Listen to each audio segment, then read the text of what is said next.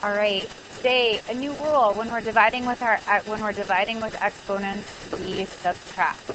So the rule and the way you see it just with variables is a to the m minus n. And you will see these as fractions. So that fraction bar is going to turn into a subtract. So you can kind of think through it like that. M to the 12th over m to the 4th ends up as m to the 12 minus 4. 12 minus 4 is 8. So there's your first example. As we go through, I'm going to encourage you to attempt the problem on your own, like pause, try it, and double check after we get through a few examples. I'm going to go pretty fast on the video, but you can always pause and catch up, or pause and get ahead. So here, x to the 5th over x to the 3rd, subtract your exponent. 5 minus 3 is 2. When your problem gets more messy, it may be easier for you to just start by rewriting it.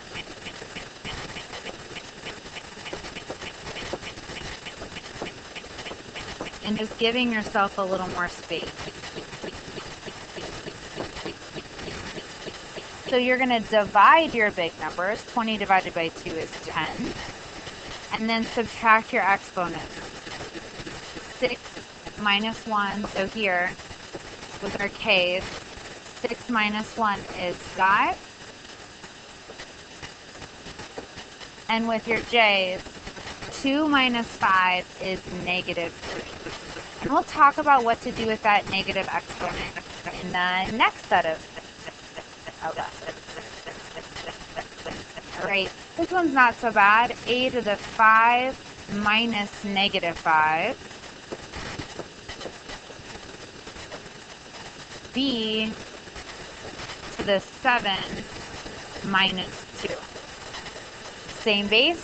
You see that fraction or division, you know you need to subtract. 5 minus negative 5, that's actually 5 plus 5, so it's a to the 10th. 7 minus 2 is 5, so that's your exponent on your B. Go ahead and pause and try the next problem, and then start the video up when you're ready to go.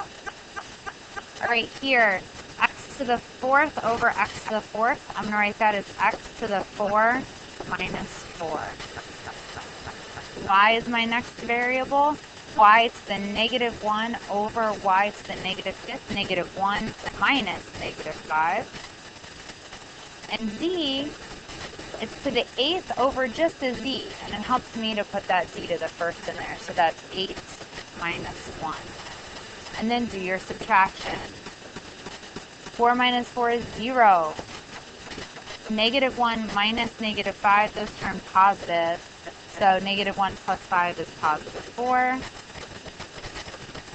8 minus 1 is 7. We know from yesterday that x to the 0 is 1. So your answer there is y to the 4th, e to the 7th. Last exponent rule for today. If we have an exponent on the outside of our parentheses, it's going to come in and be an exponent on every term. And we're going to multiply with any exponent that already exists in there.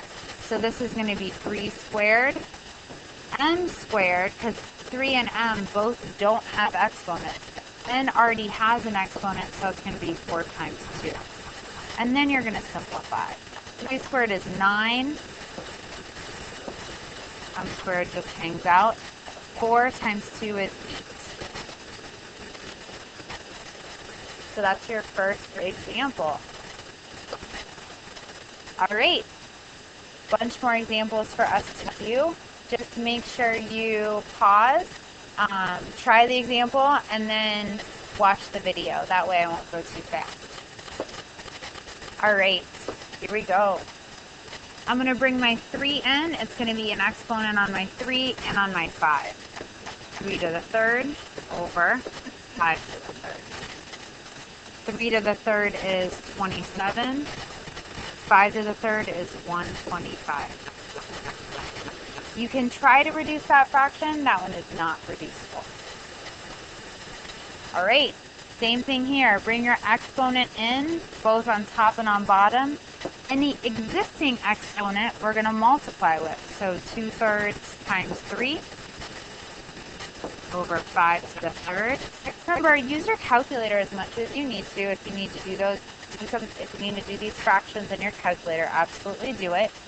2/3 times 3 is 2. 5 to the third is 125. Again, bring your exponent in on the top and on the bottom every term if there are multiple terms. And multiply with existing exponents because you're still doing power to a power. So 4 squared is 16 over x to the 6.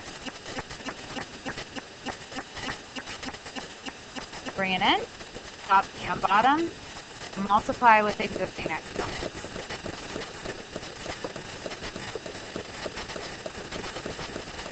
Use your calculator as much as you need to. 5 times 4 is 20. 3/4 times 4 is 3. And then we have the same base on the top and bottom of this fraction, so we need to subtract our exponent. 20 minus 3 is 7. If any of that was too fast, pause, back yourself up, back the video up, and watch the problem again. Or pause, try the problem on your own, back the video up, and watch the video. Make sure you're right. 2 equivalent statement problems, and then we're done. Okay, a couple equivalent statement problems. Remember, if you see which of the following, you're looking for one solution. So here we're just looking for the solution that matches 8x to the 12th over 16x to the negative third. So we're going to do this division here, 8 over 16, and then deal with our x. So 8 over 16, if you put that in your calculator, you get 0.5, which is 1/2. So if we look at our options, we can already get rid of a and b. And then we need to do x to the 12th over x to the negative third. And our exponent rule from today was subtraction. So 12 minus negative 3. So that turns into a plus. And so that's 1/2 x to the 50th. And that is D. Lovely. Great. Another which is equivalent. So not select all that apply. This 3 is going to be an exponent on everything in here. If an exponent exists, it's going to multiply. So 3 to the third, n to the third, over k squared to the third. And when we're doing power to a power, we multiply. Put 3 to the third in your calculator, it's 27. N to the third is going to stay. And in the denominator, 2 times 3 is 6, so we have k to the 6th. 27 n to the third, k to the 6th. Again, if that was too quick, pause, catch up, and then back up if you need to in the video. And now you can do the practice. Remember, when you're dividing with exponents, when you're dividing, you have the same base, subtract your exponents. Just to make sure that you group your like variables together. All right, enjoy that practice.